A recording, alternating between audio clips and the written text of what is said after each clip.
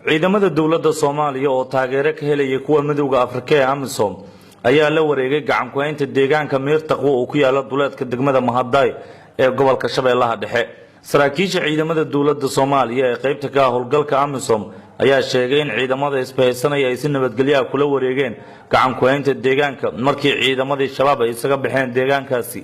ciidamo beeleed deegaanka ayaa la sheegay inay ku heliyaan ciidamada dawladda la wareegitaanka deegaanka oo ku yaala duleedka degmada Mahadai ee gobolka Shabeellaha Dhexe. mid ka mid ah saraakiisha ciidamada AMISOM oo ka hadlay howlgalka ay kula wareegeen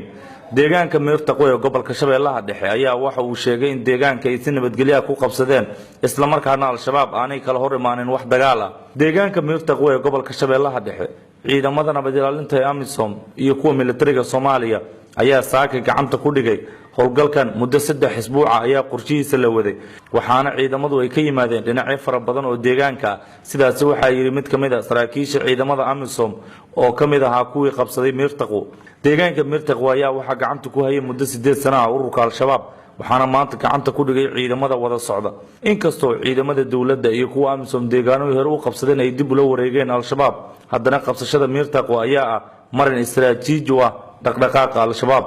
أحمد سعيد أحمد تلفزيون كون كابر مقالة مقدشو.